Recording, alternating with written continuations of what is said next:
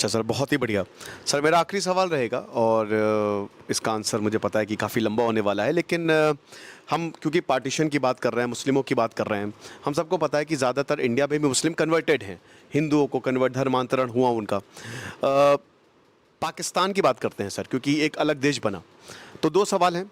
एक तो अखंड भारत की बात होती है, हालांकि भारत की जो पॉलिसी है वो एक्सपेंशनिस्ट नहीं है। भारत हमेशा कहता है कि हम रिविजनिस्ट देश, पीओके को छोड़कर हम ऐसा नहीं कि एक्सपैंड करेंगे, लेकिन फिर भी सर क्या अखंड भारत बनेगा? क्या हम पाकिस्तान और बांग्लादेश को सम्मिलित करेंगे? और दूसरा इसी में सवाल रहेगा कि पाकिस्तान का भविष्य क्या है? हम देख रहे हैं कि जो नफरत से देश बना है, आज वो उससे जूझ रहा है ना? जो सांप उसने पाले वही उसको डस रहे। सो सर ये दो सवाल मेरे रहेंगे कि पहली बात, क्या अखंड भारत बनेगा, आपको क्या लगता है? और दूसरा कि आखिरकार पाकिस्तान का भविष्य है क्या? देखिए सिद्धांत जी, आपके प्रश्न का जो पहला भाग था उस पर मैं एक संक्षेप में चर्चा करूंगा कि देखिए, भारत में भी कुछ समय पहले गुलाम नबी आज़ाद ने एक स्टेटमेंट दिया था कि भारत में जो भी मुसलमान हैं वो धर्मांतरण के कारण मुसलमान बने। मैंने उस पर दैनिक जागरण समाचार पत्र में एक संपादकीय लेख भी लिखा था।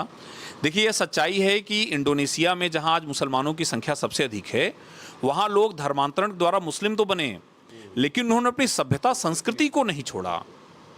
और भारत में भी यही है कि यहाँ मुसलमान भले ही धर्मांतरण के कारण मुस्लिम बने, लेकिन उनके जो विचार थे, उनकी जो परंपराएं थीं, वो काफ़ी हद तक हिंदुओं जैसी ही थीं। लेकिन समस्या ये आई कि जब मुसलमानों को ऐसे राजनीतिक दल या ऐसा जो उनका नेतृत्व था, उसने उनको भड़काना शुरू किया और उनको राजनीतिक रूप से एकजुट करने का प्रयास करना शुरू किया, तभी से समस्याएं आनी प्रारंभ हुई। देखिए, एक बड़ा महत्वपूर्ण मुद्दा भी हाल ही में सामने आया कि मुसलमानों के मुद्दों पर, ख़ास तौर पर कुछ ऐसे राजनीतिक दल, कुछ ऐसे सामाजिक संगठन जब चर्चा करते हैं, तो एक मुद्दा ये आता है कि भारत में तो तुर्की मुसलमानों की संख्या न के बराबर है। और आज हमें यह समझने की आवश्यकता है कि जो भारतीय मुसलमान हैं, एक कई महत्वपूर्ण उसके पीछे सामाजिक आर्थिक कारण थे कि जिन्होंने अपना धर्म छोड़ा। लेकिन महत्वपूर्ण सवाल ये है कि उन्होंने किस मजबूरी में उस समय छोड़ा होगा। लेकिन आज की परिस्थितियां एकदम अलग हैं। अभी जौनपुर ज़िले में एक उदाहरण आया, कई समाचार पत्रों में आपने भी पढ़ा होगा, कि जब कई मुसलमानों को यह पता चला कि उनके पुरखे हिंदू थे, तो उन्होंने अपना सरनेम आगे लिखना शुरू किया। अभी वहाँ आया कि उन्होंने अपने नाम के आगे फलां दुबे, फलां तिवारी लिखना शुरू किया, तो उन्हें अपनी जड़ें याद आईं।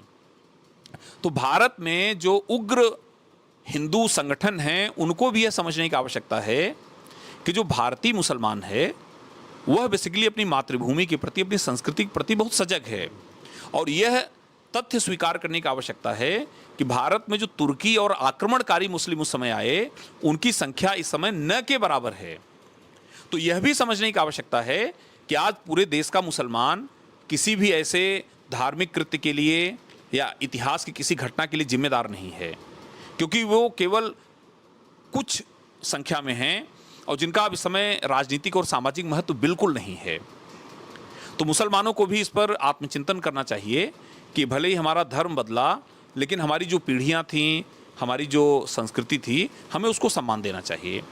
दूसरा, देखिए, आपका जो प्रश्न है कि क्या अखंड भारत बन सकता है, तो अब मुझे नहीं लगता कि ऐतिहासिक रूप से ऐसा संभव है, क्योंकि बहुत पानी बह चुका है सारी नदियों में और हम बहुत आगे बढ़ चुके हैं। तो ऐसा संभव नहीं, लेकिन इतिहास में कुछ असंभव भी नहीं है। अब देखिए, ये जो आज भारत की सशक्त सरकार है और उसके पीछे जो जनता का समर्थन है, उसको देख करके लगता है कि आज जिस प्रकार का राजनीतिक नेतृत्व है और जितने बड़े बड़े निर्णय ले रहा है, तो उसमें असंभव बिल्कुल भी नहीं लगता। और दूसरी बात, संवैधानिक रूप से पीओके तो हमारा हिस्सा है ही, हमने उसके लिए लोकसभा में सीटें छोड़ रखी हैं और हम अपने मैप में लगातार दिखाते हैं और वैधानिक रूप से हमारा हिस्सा है। तो इसमें कुछ ऐसी कोई बड़ी अड़चन नहीं, केवल एक ऐसा महत्वपूर्ण राजनीतिक दृढ़ संकल्प और इच्छा शक्ति की आवश्यकता है। और मुझे लगता है यह तो सत्य हो सकता है। लेकिन पाकिस्तान और बांग्लादेश के मिला के फिर से एक अखंड हिंदू राष्ट्र बनेगा, यह केवल परिकल्पना है। ऐसा हो पाना अभी निकट भविष्य में तो संभव नहीं दिखता। लेकिन अगला जो आपका सवाल था कि पाकिस्तान का भविष्य क्या है, तो हमें देखना होगा कि पाकिस्तान का जब वर्तमान ठीक नहीं है तो उनका भविष्य कैसे ठीक हो सकता है। देखिए, भारत और पाकिस्तान में 3 महत्वपूर्ण अंतर हैं और उसी से आप उनके भविष्य को समझ सकते हैं। दोनों देश एक समय आज़ाद हुए, लेकिन भारत आज कितना प्रगतिशील और आधुनिक राष्ट्र बन गया। हम दुनिया की शीर्ष अर्थव्यवस्था में हैं, हम शीर्ष राजनीतिक शक्ति हैं, हम एक बड़ी सामाजिक शक्ति हैं। लेकिन पाकिस्तान के साथ समस्या क्या हुई कि पहली बात तो भारत एक उदार लोकतांत्रिक देश है, जबकि पाकिस्तान एक इस्लामिक धार्मिक राज्य है, एक थियोक्रेटिक स्टेट है। और उसका परिणाम यह है कि धार्मिक राज्य होने की वजह से वहाँ उदार लोकतंत्र विकसित नहीं हो पाया। वहाँ पर ऐसी कट्टरपंथी धार्मिक शक्तियाँ महत्वपूर्ण हो गईं जो किसी भी निर्णय में महत्वपूर्ण भूमिका निभाती हैं। दूसरी महत्वपूर्ण चीज़ है कि भारत में चूंकि सामाजिक सांस्कृतिक सुधार आंदोलन हुए और यहाँ सामाजिक आर्थिक शक्तियों के कारण एक उदार मध्यम वर्ग पैदा हो गया, जो आज हमारे यहाँ राजनीति, अर्थव्यवस्था और सामाजिक मुद्दों में महत्वपूर्ण भूमिका निभाता है। पाकिस्तान में ऐसा मध्यम वर्ग विकसित नहीं हो पाया। इस कारण से वहाँ पर ऐसी उदार लोकतांत्रिक शक्तियाँ विकसित नहीं हो पाईं और वहाँ जो आज जो डिसीजन मेकिंग शक्तियाँ हैं वो या तो सेना है या वहाँ का कट्टर धार्मिक वर्ग है। तो ये दोनों शक्तियाँ केवल अपने हितों के लिए वहाँ के आम नागरिकों का प्रयोग करती हैं। चूँकि आम नागरिक आर्थिक और सामाजिक चेतना नहीं है, राजनीतिक चेतना नहीं है, इस कारण से वो डिसीजन मेकिंग की स्थिति में नहीं है। और जो देखिए तीसरा जो बड़ा महत्वपूर्ण अंतर है भारत और पाकिस्तान में, कि भारत ने अपना जो पुनर्निर्माण किया वह एक ऐसी उदारवादी लोकतांत्रिक संस्कृति के अंतर्गत किया जहां पर सभी को बराबर का स्थान दिया गया। यानी एक ऐसी संस्कृति जो सभी को साथ लेकर के, इंक्लूसिव जो ग्रोथ की बात थी, हम सभी को साथ लेकर के आगे बढ़ने में विश्वास करते थे। लेकिन पाकिस्तान ने चूंकि कट्टर इस्लामिक नीतियां अपनाई और उसका परिणाम भी देखिए हुआ कि पहले बांग्लादेश अलग हुआ, आज बलूचिस्तान और सिंध में बड़े पैमाने पर अलगाववादी घटनाएं चल रही हैं। बड़े पैमाने पर वहाँ पर सिया सुन्नियों में विवाद हो रहा है, वहाँ पर धार्मिक अल्पसंख्यकों को निशाना बनाया जा रहा है।